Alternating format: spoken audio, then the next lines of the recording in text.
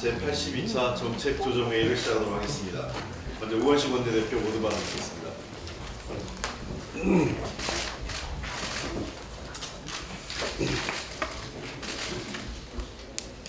청와대가 전날 헌법 전문 및 기본권에 이어서 어제는 지방분권, 헌법 총강, 경제 부분에 대한 개헌안을 발표했습니다.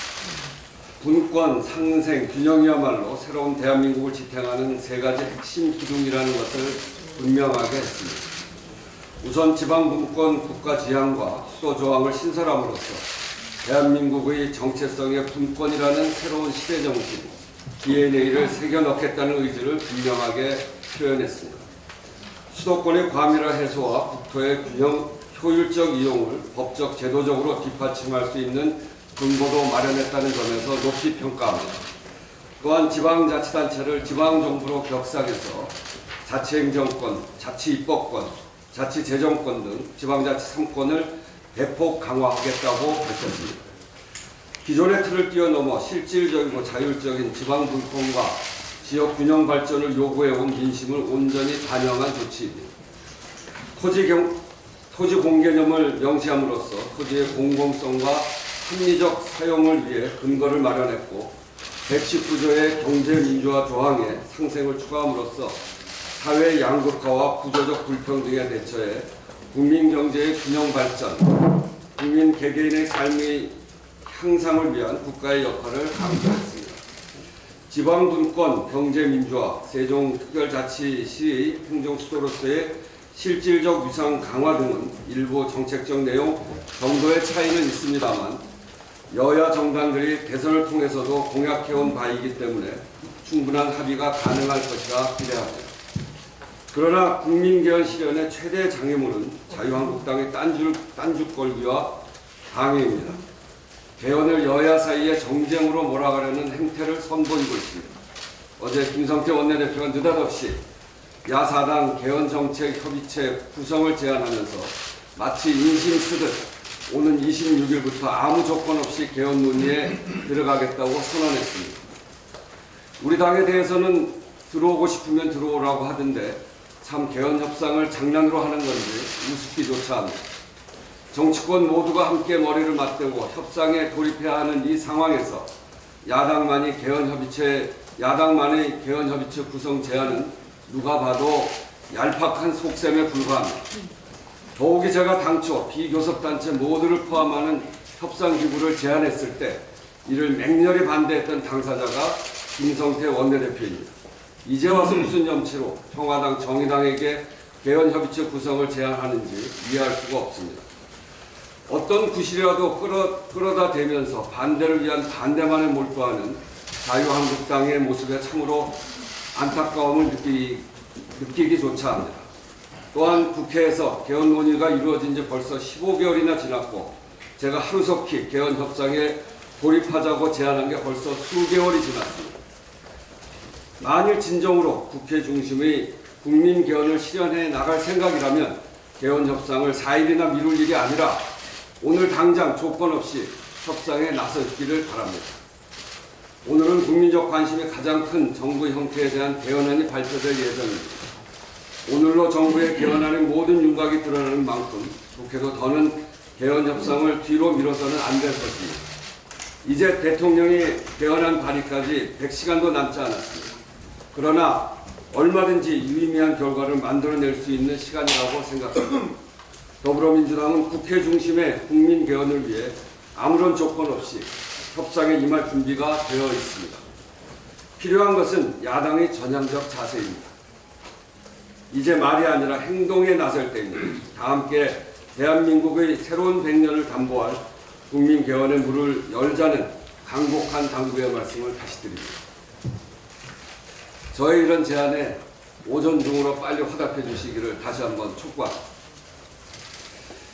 2018 평창 동계올림픽을 통해 남북교류와 협력 방안들이 점점 가시화되면서 얼어붙었던 한반도의 평화의 싹이 움트고 있는 것 같습니다. 남북 특사단의 합의 사항에 따라 이달 말부터 나흘간의 남한예술단의 평양 공연이 확정되었습니다. 16년 만에 다시 남북 상호 간의 문화 예술 교류의 감동을 재현하게 되었습니다. 또한 어제 문재인 대통령 주재 남북 정상회담 추진위원회 2차 회의를 열고 남북 고위급 회담 제안과 함께 남북 정상회담 합의사항에 대한 제도화를 논의했습니다. 지난 두 차례를 포함해서 남북 정상회담 합의사항에 대해 국회 비준을 거친다면 그 성과와 후속 실천 과제는 이례적이고 특정 정부만의 산물이 아닌 항구적인 한반도 평화의 길잡이가 된다는 점에서 매우 중요한 것입니다. 2000년 6.15 남북 공동선언, 2007년 14선언으로 한반도 평화의 기틀을 마련했지만 정권이 바뀌고 남북관계가 악화일로를 걸으면서 합의가 무력화된 경험이 있습니다. 앞으로는 정권이 바뀔 때마다 냉온을 오갔던 대북 정책을 바로잡고 국회와 국민의 합의를 통해 어떠한 정치적 상황에도 흔들리지 않도록 해야 합니다. 아울러 회담 후 남북 간 합의 사항의 실질적 이행도 담보함으로써 남북의 신뢰와 한반도 평화의 단단한 토대를 만들어 나가야 합니다. 남북 정상회담 이후 남북미 삼국 정상회담과 한일 중 삼국 정상회담 성사 가능성과 한반도 비핵화에 대한 이후의 협력 등 한반도 평화에 대한 세계의 응원과 지지도 이어지고 있습니다. 멀게만 느껴졌던 한반도의 봄이 쿵쿵 다가오고 있는 만큼 반드시 한반도의 평화가 만개할 수 있도록 한 마음으로 최선을 다해야 할 것입니다. 이상입니다. 예, 다음은 김태년 정책위 의장 모두 받아뵙겠습니다. 대통령 개헌안 발표가 이어지고 있는 가운데 이에 대한 자유한국당의 막무가내 비난이 도를 넘어서고 있습니다. 어제는 자유한국당이 궁지에 몰릴 때마다 정가의 보도처럼 활용하는 색깔론을 또다시 들고 나왔습니다. 대통령 개헌안에 담긴 경제민주화, 토지공개념 강화를 두고 사회주의 관제 개헌이 시장경제 포기선언이라는 식의 색깔론으로 비난을 했습니다. 자유한국당은 헌법을 한 번이라도 제대로 읽어봤는지 궁금합니다. 대한민국 헌법 제1조 1항 대한민국은 민주공화국이다라고 명시하고 있습니다. 경제민주화와 토지공개념은 사회주의가 아니라 우리 헌법이 선언하고 있는 민주공화국의 가치와 정신을 구체화한 개념입니다. 그리고 현행 헌법 119조와 122조 등의 경제민주화와 토지공개념이 이미 포함되어 있습니다. 119조 2항에는 국가는 균형 있는 국민경제의 성장 및 안정과 적정한 소득의 분배를 유지하고 시장의 지배와 경제력의 남용을 방지하며 경제 주체 간의 조화를 통한 경제의 민주화를 위하여 경제에 관한 규제와 조정을 할 수 있다라고 명시되어 있습니다. 122조에는 국가는 국민 모두의 생산 및 생활의 기반이 되는 국토의 효율적이고 균형 있는 이용, 개발과 보존을 위하여 법률이 정하는 바에 의하여 그에 관한 필요한 제한과 의무를 다할 수 있다라고 명시하고 있습니다. 자유한국당은 민주, 공공성과 같은 말만 나오면 사회주의 운운하며 색깔론을 들먹이는데 헌법 제1조 1항부터 다시 공부해 보시기를 권고합니다. 토지 공개념에 대해 조금 더 부연 설명을 드리겠습니다. 토지 공개념에 대한 논의가 처음 시작된 것은 박정희 정권 시절입니다. 1978년 토지공개념위원회를 구성하고 정책 연구를 했지만 제도화가 이루어지진 않았습니다. 그리고 노태우 정권에서 1989년 토지공개념 3법을 도입했지만 택지 소유 상한에 관한 법률은 위헌 판결을, 토지초과 이득세법은 헌법 불합치 판결을 받았고 개발이익 환수법 역시 위헌 논란에서 자유롭지 못한 상황입니다. 그래서 이번 대통령 개헌안에는 토지의 공공성과 합리적 사용을 위해 필요한 경우에 한해 특별한 제한을 하거나 의무를 부과할 수 있다는 내용을 넣어 토지 공개념을 보다 명확히 한 것입니다.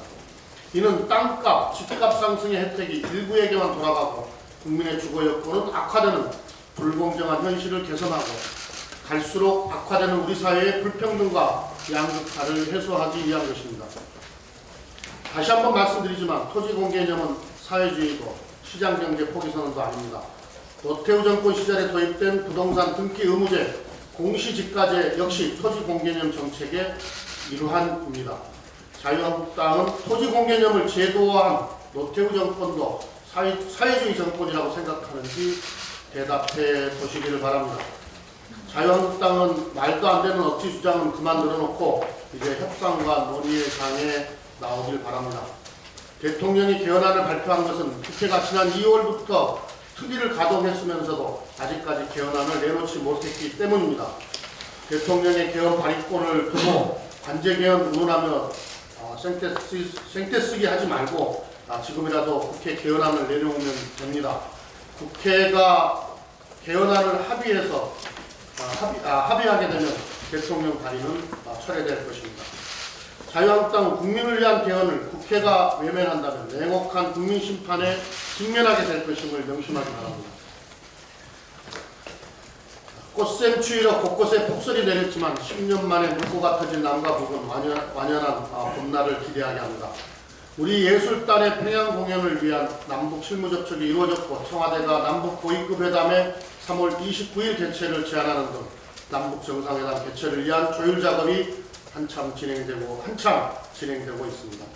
이와 함께 문재인 대통령은 어제 남북미 정상회담이라는 담대한 구상까지 밝혔습니다. 4월 남북 정상회담과 5월 북미 정상회담에 이어 남북미 3국 정상회담을 개최해 문재인, 김정은, 트럼프 세 사람이 동시에 만나 비핵화와 평화체제 구축 등 한반도 문제에 대한 역사적 결단을 내리자는 제안입니다.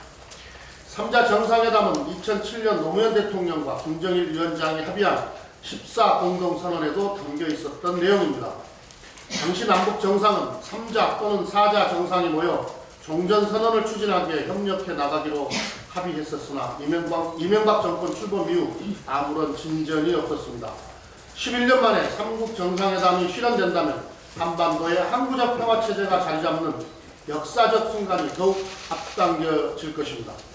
불과 몇 달 전까지만 해도 전쟁 위기설이 나돌던 한반도에 신대땅 시대를 연 것은 문재인 대통령이 지난해 7월에 발표한 베를린 구상을 흔들림 없이 추진해 왔기 때문입니다. 문재인 정부는 한반도 운전대를 확실하게 잡았고 북미 관계에 있어서도 단순히 중재자 역할을 넘어 해결사 역할까지 하고 있습니다. 남북미 정상회담을 제안할 수 있는 것도 문재인 정부가 미국으로부터 전적으로 신뢰를 받고 있기 때문입니다. 일각에서는 한미연합훈련 일정을 두고 한미동맹에 대한 우려를 말하는데 이번 훈련 일정은 한반도 상황을 고려해 양국 간의 긴밀한 협의를 통해 결정된 것이고 한미동맹은 그 어느 때보다 굳건합니다. 더불어민주당과 정부는 남북 정상회담을 성공적으로 개최하고 한반도의 완전한 비핵화와 평화체제를 구축하기 위해 최선을 다해 준비해 나가겠습니다. 네, 다음은 박범근 수석부 대표 현안 발언 있겠습니다. 예, 대통령 개헌안 동기가 오늘로 마무리됩니다. 이제 국회로 넘어옵니다. 대통령 개헌안이 국회 합의를 견인하는 페이스메이커가 될지 그 자체가 완주형이 될지는 전적으로 국회의 합의 여부에 달려 있습니다. 야당의 조건 없는 개헌 협상 참여와 국회 대타협의 정신으로 조속히 결론을 도출할 것을 제안드립니다. 대통령 개헌안에 대해 민주평화당과 정의당에서 이렇게 좋은 헌법 혹은 시대적 가치를 잘 담아냈다는 환영과 긍정적 입장을 밝힌 데에 대해 높게 평가합니다. 비단 정치권과 언론에서만이 아니라 각계각층과 시민사회단체에서도 개헌안에 대해 높은 평가와 찬성 입장 발표가 줄을 잇고 있습니다. 특히 이번 개헌안에 동물 보호에 국가가 정책을 수립하는 조항을 신설한 데 대해 카라 등 7개 동물보호단체가 적극적인 환영 논평을 발표했습니다. 건국 이래 처음으로 동물보호를 헌법에 명시한 역사적 의미를 높게 평가한 겁니다.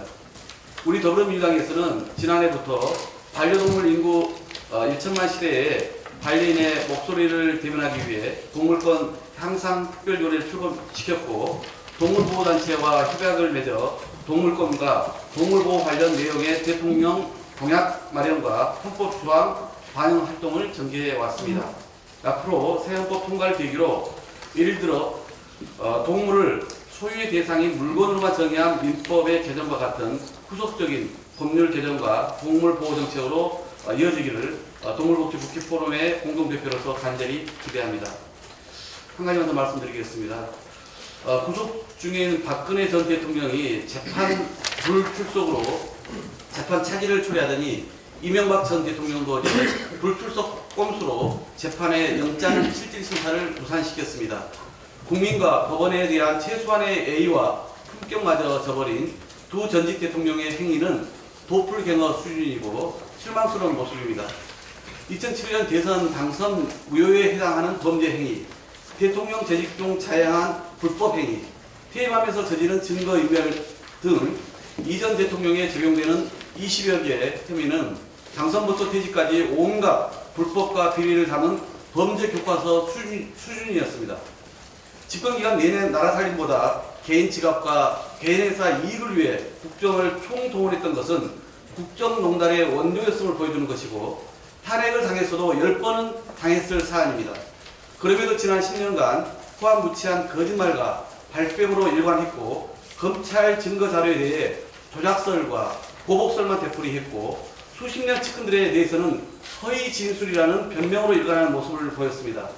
유선과 거짓으로 평생을 살아온 처참한 인생의 말로 나만 살겠다고 발버둥치는 조폭 수준의 저항은 너무나 한심스러워서 쓸쓸하기만 합니다. 한순간 국민을 속이고 부귀영화를 누릴 수 있었지만 거짓은 진실을, 정의를 영원히 이기지 못한다는 사실을 증명해주는 재판이 되기를 바랍니다. 이 전 대통령은 더 이상 숨지 말고 역사와 법의 심판을 달게 받을 것을 촉구합니다. 네, 현안 발언 이어가겠습니다. 다음은 육정조위원장 이은혜 의원님이십니다.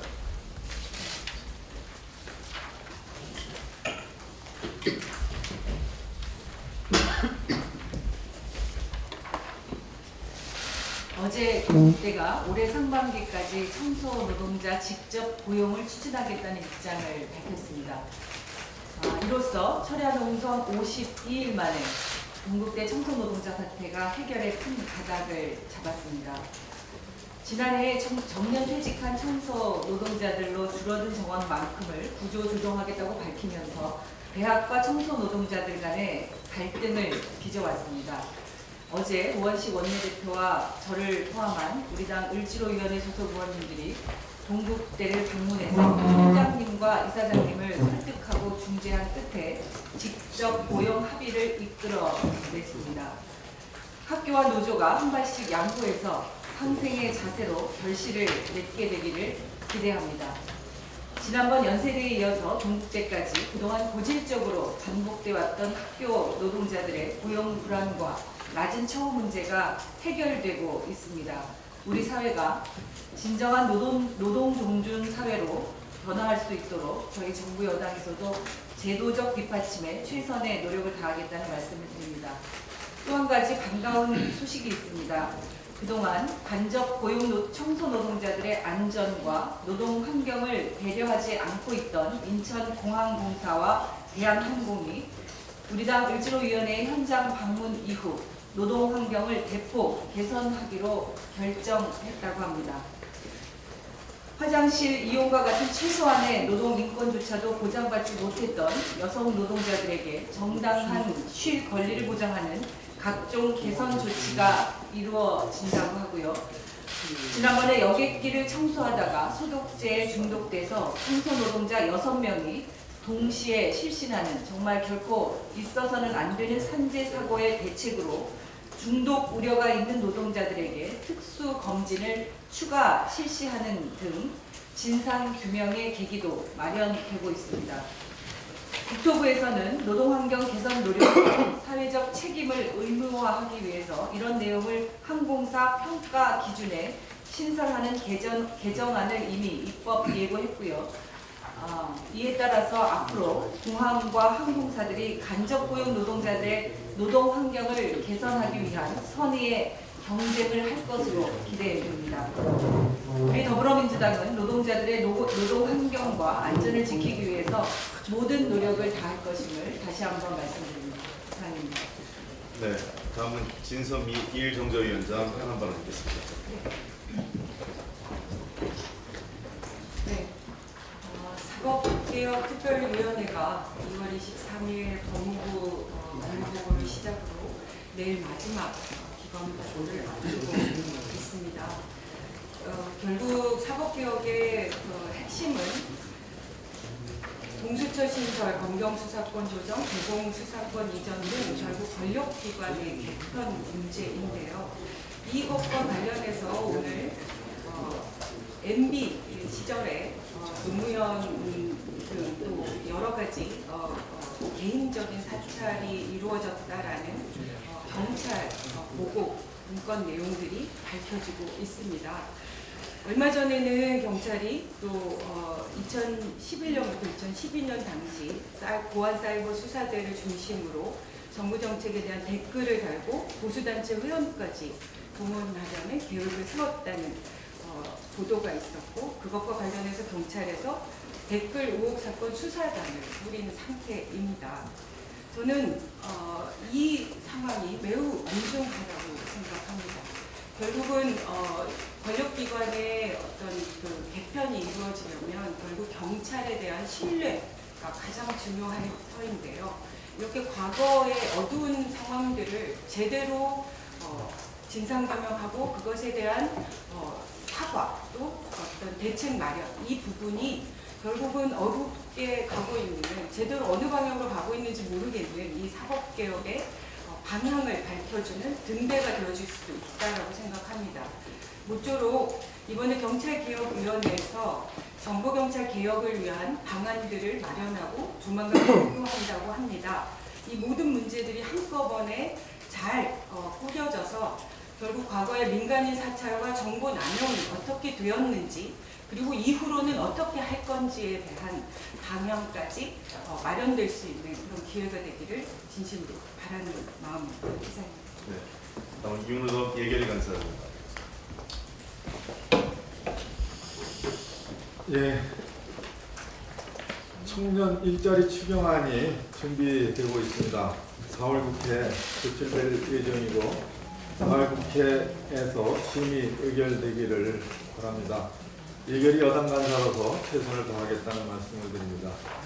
청년의 고용절벽과 인구구조 위기가 겹친 어려운 상황이 계속되고 있습니다. 이번 청년 일자리 추경은 이러한 구조적이고 절박한 상황을 타개하기 위한 특단의 한시적인 대책입니다.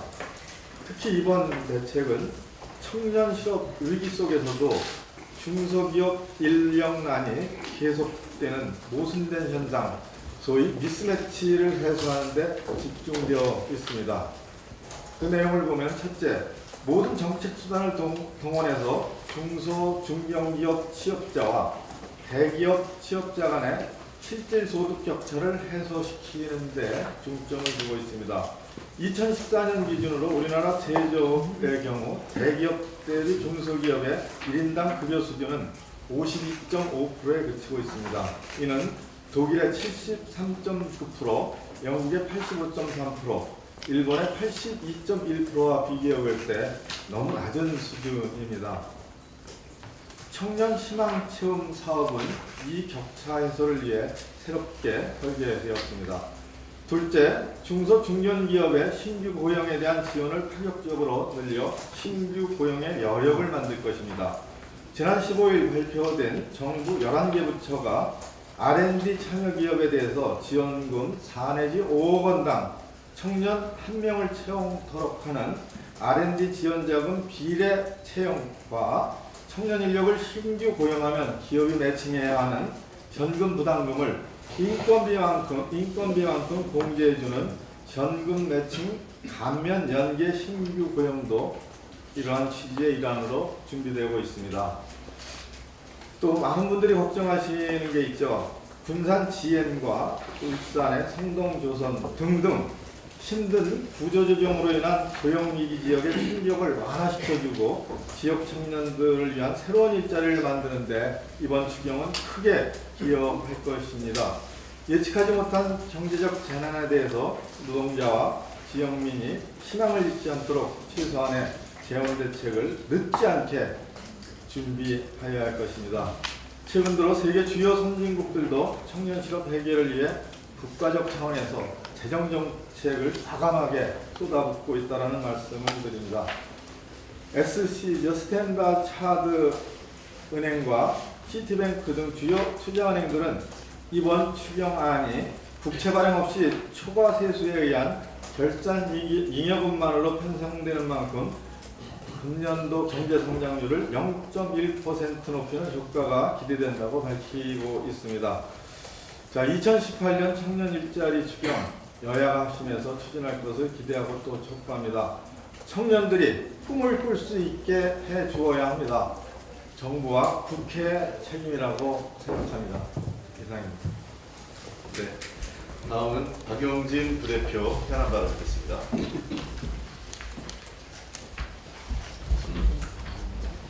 예, 이건희 등 차명계좌 TF 감사 맡고 있는 박용진 부대표입니다.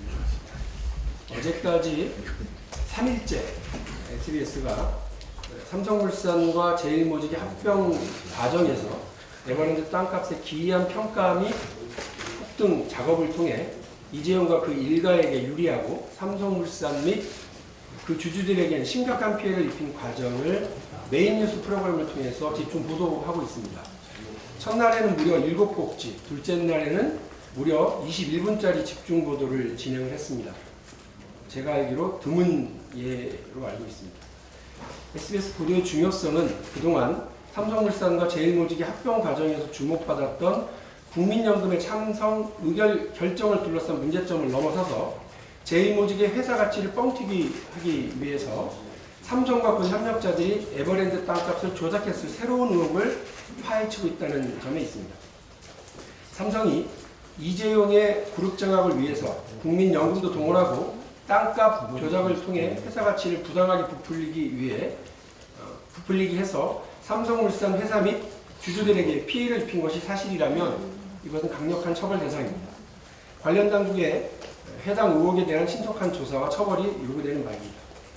우리 언론이 이건희 이재용 총수일가의 사적 이익 추구와 관련해 이토록 치열하게 심층 분석 및 보도를 하고 있는 것에 대해서 높이 평가합니다. 그러나 비단 SBS만이 아닙니다. 최근 파업을 끝내고 몸을 추스리고 있는 KBS와 MBC의 노력도 주목해 볼 만합니다. KBS는 추정 60분 보도를 통해서 이건희 차명계좌와 관련된 심층 보도를 내보냈고 MBC의 경우에도 탐사기획 스트레이트를 통해서 삼성과 언론의 유착관계를 파헤쳤습니다. 언론이 깨어있으면 사회적 과학이 편히 잠들지 못합니다. 우리 사회 곳곳에 쌓아둔 삼성 왕국의 철옹성이 뚫리고 있다는 느낌마저 듭니다. 정권이 바뀌고 언론의 사회적 기능도 제 역할을 회복하고 있는 것 같아서 다행스럽습니다. 대법원이 이재용 상고심 판결에 이번에 밝혀진 새로운 사실들을 제대로 반영해서 정당한 법의 심판을 내려줄 것을 기대하겠습니다. 관련해서 삼성물산과 제일모직 합병 과정에서 우리가 놓치고 있었던 수상한 사실 몇 가지를 제기하고자 합니다. 먼저 삼성물산의 주식가치를 떨어뜨리려 한 삼성물산의 불합리한 행태입니다. 제가 지금 보여드리는 이 표가 건설업종의 2015년 주가 동향입니다. 보시는 것처럼 건설업 전체의 주가 지수는 2015년 5월 22일이 삼성물산과 제일모직의 합병 기준일입니다. 5월 22일 사이에 현대건설, GS건설, 대우건설, 대림산업 등 모든 건설업 기업들의 주가는 엄청나게 상승했습니다. 건설업 전체 주가지수 평균은 28.7%나 상승을 했습니다. 그러나 유독 건설부문 1위 기업인 삼성물산만 8.9% 주가 지수가 하락을 했습니다. 비슷한 규모인 대림산업의 경우에 29.6%나 상승을 했음에도 불구하고 삼성물산만 이런 행태를 보이고 있습니다. 그런데 재미있는 건 이때 삼성물산은 국내에서 건설 물량을 따내기 위한 수주 활동을 하지 않거나 주가의 호재인 재료를 즉시 공시하지 않고 합병 발표 이후에 발표하는 등 반기업적 행태를 보였다는 점이 있습니다. 삼성은 합병 전인 2015년 상반기에는 신규 주택을요 겨우 300가구만 공급합니다. 그러나 반면 합병 뒤에는 총 1994가구의 아파트 공급 계획을 발표합니다. 이런 이중적인 태도를 보였습니다. 특히 공사대금이 2조 원대에 달하는 카타르 해외 대형 수주 실적을 공개하지 않아서 고의적으로 삼성물산 주가에 부정적인 영향을 미치는 것이라는 평가를 받고 있습니다. 이 모든 것이 주가를 의도적으로 떨어뜨리기 위한 행동으로밖에 보이지 않습니다. 즉 삼성물산 주가는 떨어뜨리고 제2모직 주가는 높여서 이재용에게 유리한 합병 비율을 만들기 위해서 합병 이전 벌어진 각종 회계한 행동과 괴를 같이 했던 것입니다. 이에 대해서 수사당국은 삼성물산 경영진이 삼성물산 주가를 떨어뜨리기 위해 의도적인 행위 및 배임 행위가 있었는지에 대해서 면밀한 수사를 진행해 줄 것을 촉구합니다. 또한 국민연금 역시 이상한 행동을 합니다. 국민연금은 단순히 합병 의결에 찬성하는 소극적인 지원을 넘어서서 삼성물산 주식을 사고 파는 과정에서 이재용을 위한 불합리한 선택을 했던 의혹이 있습니다. 제가 보여드린 이 도표를 보시면 알 텐데요. 합병 전에 보유하고 있던 삼성물산 주식을 무려 300만 주 가량을 팔고 합병 직후에는 376만 주 가량을 매수합니다. 합병 전에는 팔아서 가격을 떨어뜨리고 합병 후에는 비싼 가격이 다시 사서 손실을 자처하는 이런 이상한 행동을 자처하고 있는 겁니다. 이 역시 합병을 통해 삼성 이재용에게 유리한 합병 조건을 만들어 주려 한 행동이 아닌지 의심스럽습니다. 국민연금을 동원해 이재용을 위한 결정하는 과정에서 벌어진 뇌물과 청탁 과정에 대한 처벌은 이루어지고 있지만 국민연금이 스스로 이재용을 위해서 앞장서서 국민 이익을 저버렸다는 의혹이 사실이라면 이 역시 강력히 처벌받아야 된다고 생각합니다. 관련해서 국민연금의 자체 조사뿐만 아니라 감사원의 감사, 나가서는 수사당국에 철저한 수사를 촉구합니다. 이상입니다. 네, 다음은 서영수 부대표 하는 말을 듣겠습니다. 네, 짧게 하겠습니다. 한국노동소위 김희생 부대표 서영수입니다. 오늘은 유엔이 정한 세계 물의 날입니다. 세계 물의 날은 1992년 브라질 리우 환경회의에서 수질 오염과 물 부족 사태에 대한 국제적인 공동 대처 방안을 마련을 위해서 지정되었습니다. 올해 물의 날은 가뭄, 홍수, 수질 오염 등 물 문제를 자연과의 조화를 통해 그 답을 찾자는 취지에서 물의 미래, 자연에서 찾자라는 주제가 선정되었습니다. 오늘 세계 물의 날을 맞아 우리나라의 물관리 정책에 대해 되돌아보게 됩니다. 우리나라 물관리 정책은 20개 관련 법률이 있고 7개 중앙부처, 광역과 기초지방자치단체가 원칙과 방향 없이 제각각 실행하고 있습니다. 이러다 보니 부처 간 칸막이로 인해 중복성 예산과 정책이 매해 반복되고 있습니다. 이에 문재인 정부는 물관리 정책을 보다 효율화하고자 국토부의 하천과 수잔 관리 기능을 환경부로 일어나는 내용을 정부조직법 개정안에 담은 바 있습니다. 그리고 지난해 9월 국회 교섭단체 간 물관리 일원화 협의체를 거쳐 올해 2월 임시회에서 정부조직 개정안을 처리하기로 합의한 바 있으나 현재까지 법안 처리는 도착 상태에 머물러 있습니다. 문재인 정부가 출범한 지 10개월이 넘었습니다. 아무리 예약한 전쟁이 심해도 이렇게 정부조직법을 막으면서까지 정부가 해야 할 일을 할 수 없게 만드는 전례는 없었습니다. 지금 유관부처와 산하기관에서는 앞길을 알 수가 없어 혼란 속에서 국회만 쳐다보고 있습니다. 다가오는 4월 임시회에서는 반드시 물관리 일원을 위한 정부조직법 개정안을 처리해야 합니다. 그리하여 홍수와 가뭄, 수질 관리에 대한 일관된 정책 집행과 사각지대 없는 공평한 물복지를 이뤄내야 합니다. 올해가 대한민국 물관리 정책의 새로운 원년이 될 수 있도록 야당의 각별한 협조를 요청드립니다. 이상입니다. 예, 오늘 좀 길었는데요. 몇 가지만 말씀드리고 제가 좀 짧게 드리겠습니다. 이명박 대통령께서 우선 그 영장 실질 심사를 거부했는데 사개특위에 제출된 서울중앙지법 자료를 제가 한 가지 말씀드리고 싶습니다. 신문 기일날 출석과 불출석이 있는데 출석한 경우에 영장 발부일이 대체로 최근 2015년에서 2017년까지 80% 초반대인데요. 반면에 불출석한 경우에는 100% 영장이 발부됐습니다. 이명박 대통령이 영장 실질 심사를 포기한 것은 이미 죄를 인정했거나 더 이상 법적 논의를 하지 않겠다는 것이기 때문에 이런 관례에 따라서 재판부는 사법부는 빨리 결정을 해주실 것을 당부드립니다. 오늘 그 토지공 개념에 대한 여러 가지 얘기가 많이 나왔습니다. 제가 이 말씀드리고 싶은 토지공 개념은 더 이상 대한민국이 금수저공화국, 부동산공화국, 그다음에 삼성공화국과 같은 그러한 논의가 재현되지 않도록 헌법을 바꿔야 된다는 필요성이 있다고 생각합니다.